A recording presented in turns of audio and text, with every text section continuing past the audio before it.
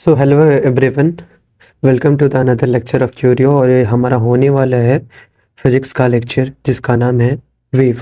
और ये हमारा 8th लेक्चर फिजिक्स का होने वाला है।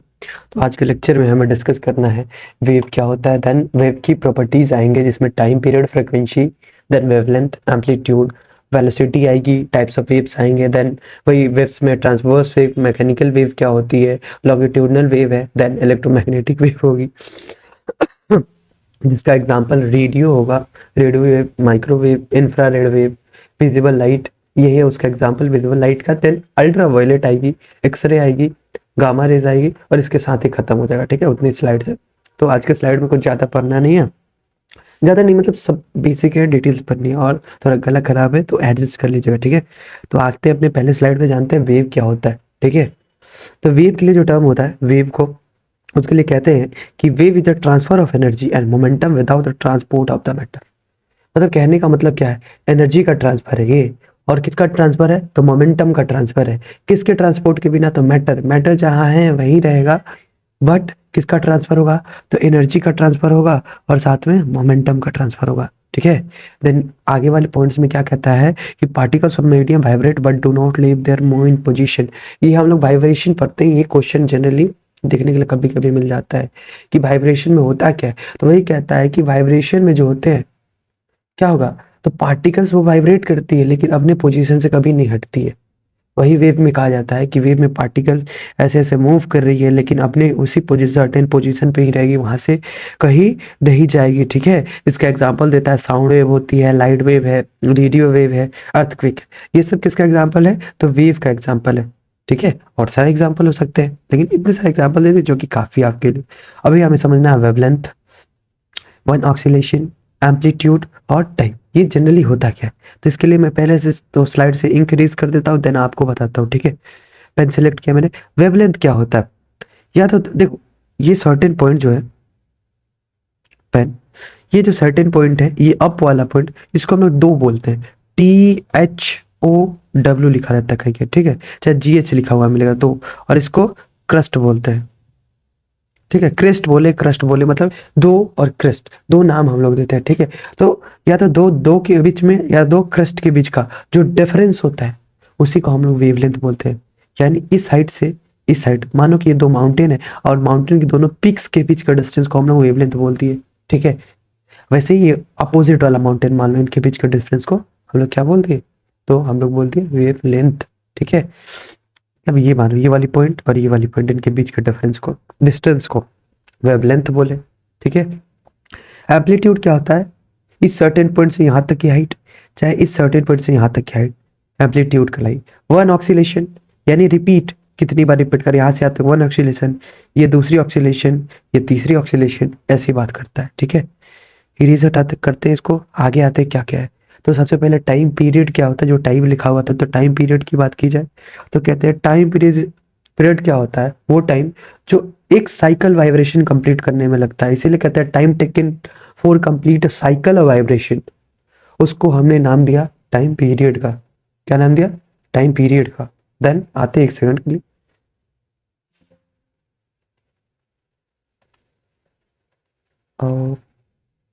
चलिए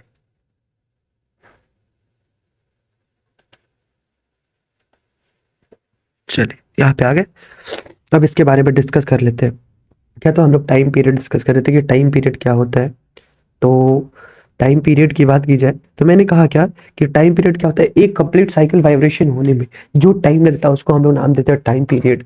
ठीक है, तो वही कहता है time taken for complete one cycle of vibration is called time period. और इसका फॉर्मूला निकल के आता है क्या, कि T=1/f। एफ यहाँ पे फ्रीक्वेंसी को रिप्रेजेंट करता है, और फ्रीक्वेंसी कितनी हुई, तो यही फ्रीक्वेंसी हुई, कितनी बार वो चीज हो रही उसी की बात होती है। तो वही कहता है फ्रीक्वेंसी क्या होता है, तो पर यूनिट टाइम में जो ऑक्सीलेशन होता है उसको फ्रीक्वेंसी बोलते हैं। ऑक्सीलेशन मतलब एक ऑक्सीलेशन, दो ऑक्सीलेशन, तीन ऑक्सीलेशन, मतलब एक सेकंड में, जनरेट टाइम की यूनिट सेकंड होती है, तो चाहे मिनट भी हो सकती है, अलग अलग फ्रीक्वेंसी को अगर मिनट में मेजर कर रहे हैं कि किस में मेजर कर रहे हो, लेकिन जनरली हम लोग टाइम को सेकंड से रिप्रेजेंट करते हैं ना। तो उसके लिए बात की जाए तो क्या हो जाएगी, तो वही होती है कि एक सेकंड में कितनी बार ऑक्सीलेशन कर रहा है वेव, उसी को हम लोग नाम दे दिया फ्रीक्वेंसी का। इसकी यूनिट जनरली हर्ट्स होती है जिसको हम लोग एच जेड से रिप्रेजेंट करते हैं। और फॉर्मूला की बात की जाए तो फॉर्मूला क्या हो जाएगी, तो ठीक इसके अपोजिट हो जाएगी, क्योंकि मैंने लिखा था जब यहाँ पे t इक्वल टू 1/f, अगर मैं क्रॉस मल्टीप्लाई कर दूं तो ये एफ टी इक्वल टू 1 हो जाएगा ना, तो इसका मतलब यहाँ से एफ इक्वल टू 1/t नहीं हो जाएगा ना, 1/t लिख दो, ये एफ जैसा लग रहा है जनरली, ऐसे लिखो पेन, हाँ ठीक है, t equal to 1/f, then ये भी तो हो सकता है कि f f equal to 1/t ना, ये चीजें समझ में आई। नेक्स्ट आते हैं अपने स्लाइड में। देन वेवलेंथ क्या होता है, तो मैंने पहले ही बताया कि डिस्टेंस होता है दो एडजेसेंट के बीच के, चाहे दो थ्रू के बीच के, यहाँ पे दो मैंने बताया, यहाँ पे थ्रू, तीन चार चीज पढ़ लीजिएगा, वहां पे मैंने गलत लिखा था, ठीक है, तो ये क्या होगा, थ्रू होगा, दो, जनरली मुझे उतना याद नहीं था, थ्रू चाहे क्रेस्ट के बीच का जो डिस्टेंस होता है उसी को हम लोग बोलते हैं क्या है, तो वेवलेंथ बोलते हैं। अब क्लियर है, यूनिट क्या होती है, तो मीटर होती है। फॉर्मूला यही होगा कि इसको हम लोग क्या होता है ना, लैम्डा से रिप्रेजेंट करते हैं, ठीक है, किससे, तो लैम्डा से, और ये फॉर्मूला निकल के आता है v/f, v यहाँ पे वेलोसिटी को रिप्रेजेंट करेगी, ठीक है, f फ्रीक्वेंसी को रिप्रेजेंट करती है। इसमें क्या होता है कि इसीलिए कहते हैं कि जो वेवलेंथ होती है फ्रीक्वेंसी की इनवर्सली प्रोपोर्शनल होती है। इट मीन्स कि अगर वेवलेंथ जो है वो बढ़ रहा है, ऐसे लिखो, वेवलेंथ बढ़ रहा है, वेवलेंथ बढ़ रहा है तो क्या होगी, फ्रीक्वेंसी घटेगी, अगर वेवलेंथ घट रहा है तो फ्रीक्वेंसी क्या होगी, बढ़ेगी, ठीक है, ये चीजें क्लियर है। आगे एम्पलीट्यूड क्या होती है, तो maximum displacement of the particle from its mean position, mean position वही बात की, इस पोजीशन से मैक्सिमम डिस्प्लेसमेंट, कितना डिस्टेंस एकदम सर्टेन हो सकता है, सीधा स्ट्रेट डिस्टेंस को हम लोग डिस्प्लेसमेंट बोलते हैं, शॉर्टेस्ट डिस्टेंस को, तो वही बात होगी। तो एम्पलीट्यूड क्या हो गया, तो एम्पलीट्यूड हो गया डिस्प्लेसमेंट मैक्सिमम, ठीक है। अब उसके बाद क्या कहता है, the energy of the wave is directly proportional to its amplitude, यानी एनर्जी बढ़ेगी वेव की तो एम्पलीट्यूड का साइज भी इंक्रीज करेगा। क्लियर है, आगे आते हैं। वेलोसिटी क्या होती है, तो हम लोग स्पीड पढ़े थे ना, स्पीड क्या होती थी, तो distance upon sorry distance upon time होती थी, वैसे ही वेलोसिटी होती है वो डिस्प्लेसमेंट अपॉन टाइम होती है, डिस्प्लेसमेंट अपॉन टाइम होती है, ठीक, डिस्प्लेसमेंट अपॉन टाइम होती है, ठीक।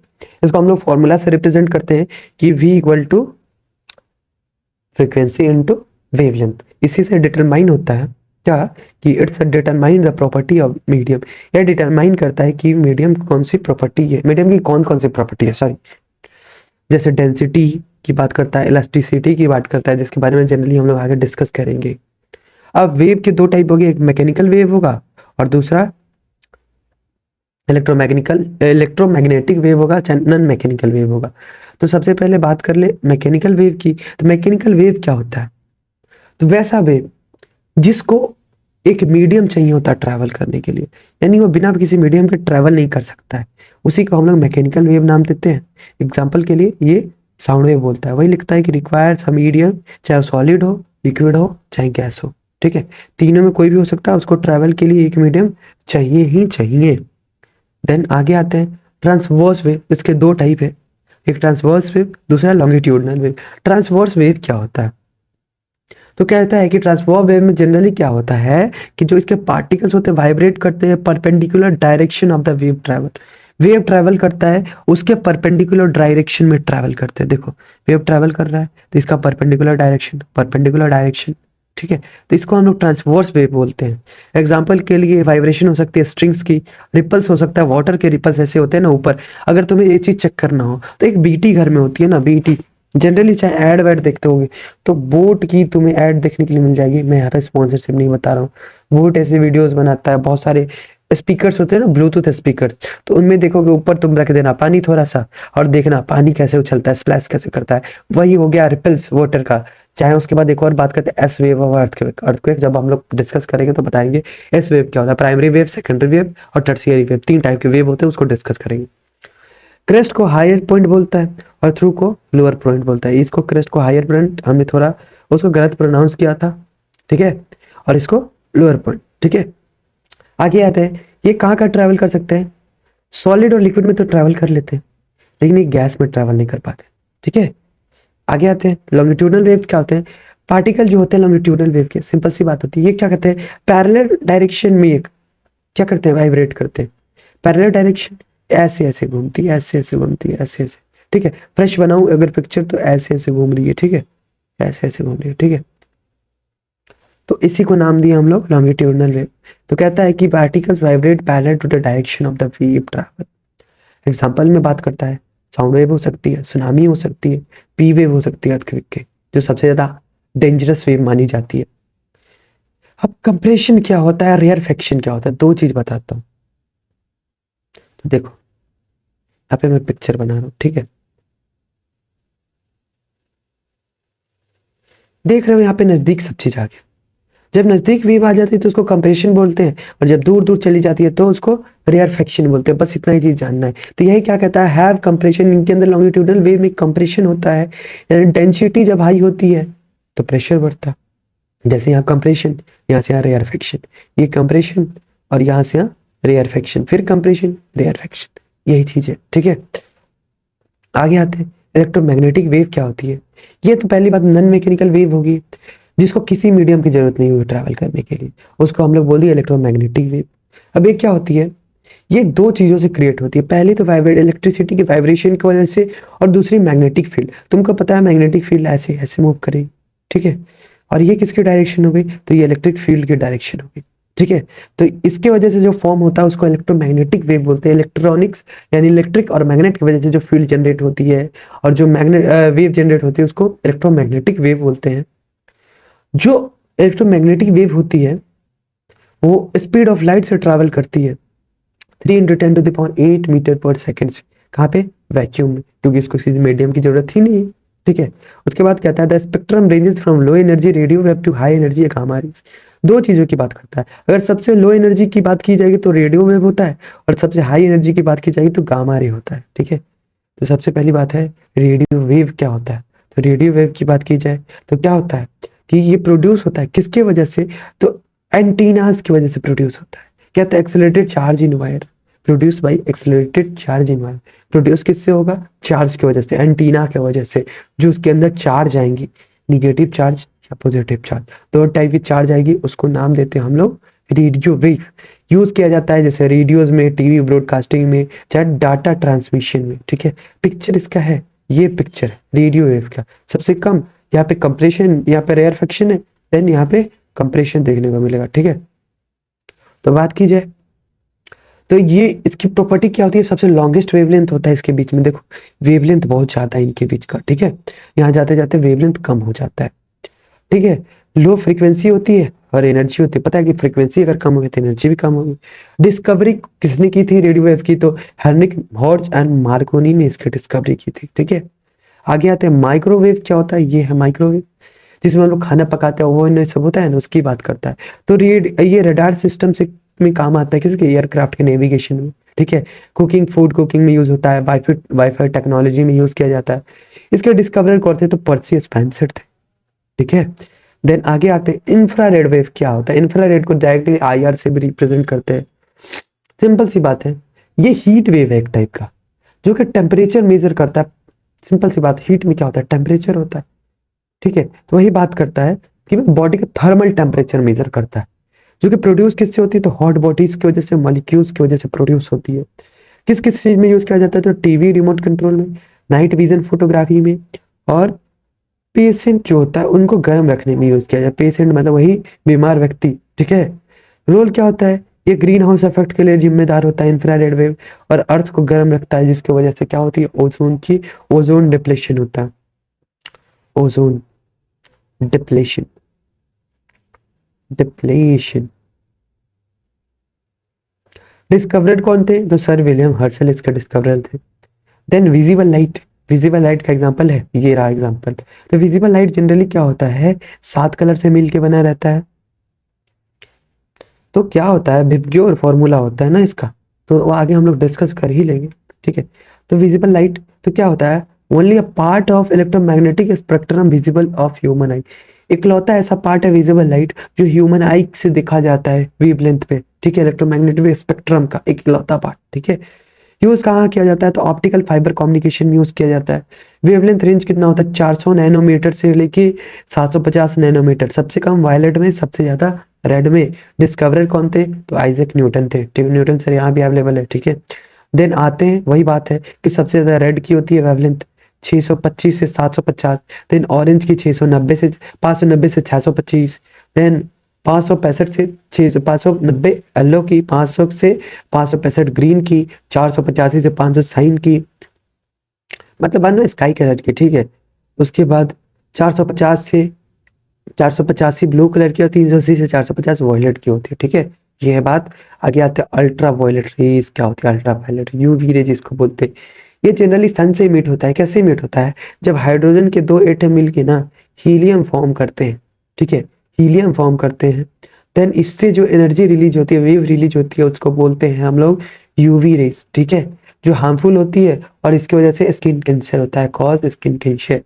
बेनिफिशियल किस किस चीज के लिए होती है? तो बैक्टीरिया को डिस्ट्रॉय करने के लिए, इलेक्ट्रिक डिस्चार्ज को प्रोड्यूस करने के लिए।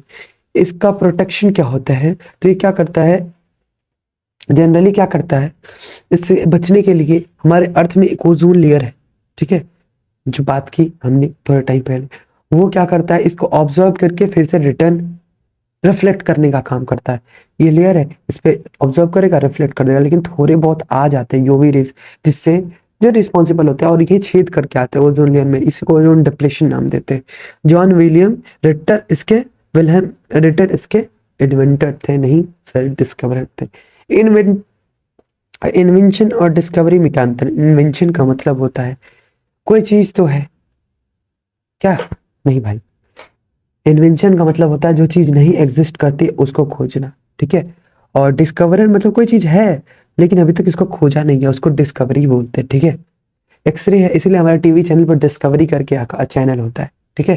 पहले बहुत देखा करता था। मैन क्या था, एक शो जिसका नाम था क्या था, मैन वर्सेस वाइल्ड। अब तो नहीं देखा करता था, देखा करता हूँ, मतलब पहले मैं देखा करता था बहुत ज्यादा। जनरली बहुत लोग देखते हैं अभी भी। तो ये शो था ना, तो वो डिस्कवरी चैनल का इसे नाम पर है कि मतलब कोई चीज है लेकिन हम लोग उसको खोजने का काम करें। अब चलिए बात आता है एक्सरे क्या होता है। एक्सरे जनरली प्रोड्यूस किया जाता है, बनता है, बम्बार्डिंग किया जाता है मेटल टारगेट पे। ये जनरली गोल्ड की फुल मेटल हो सकती है, कॉपर की हो सकती है, एल्यूमिनियम की हो सकती है। जब इस पे हाई एनर्जी इलेक्ट्रॉन से बम्बार्डिंग किया जाता है देन एक्सरे हमें अवेलेबल मिलता है। मेडिकल डायग्नोसिस में यूज किया जा सकता है, जैसे बोन की विजिबिलिटी चेक करते हैं, वो होता है ना, एक्सरे कराने जाते हैं हम लोग, ठीक है, 300 350 400 रुपए में एक्सरे होता है जनरली, उसकी बात करते हैं। तो सिंपल सी बात की जाए, तो मेडिकल डायग्नोसिस की बात की जाए, तो यहाँ पे जनरली हमें क्या होता है कि बोन में कहीं पे फ्रैक्चर आ जाता है तो उसमें दिख जाता है बोन्स में कि यहाँ पे ऐसे फ्रैक्चर है, छोटी सी पतली सी भी लाइन। उसके बाद कैंसर के ट्रीटमेंट में इसको यूज किया जाता है। अब विलियम रॉन्टजन इसके डिस्कवरर थे एक्सरे के, ठीक है। गामा रेज क्या होता है? तो हाईएस्ट फ्रीक्वेंसी होती है और सबसे ज्यादा मोस्ट एनर्जी होती है स्पेक्ट्रम पे। अगर फ्रीक्वेंसी हाई होगी तो एनर्जी भी हाई होगी।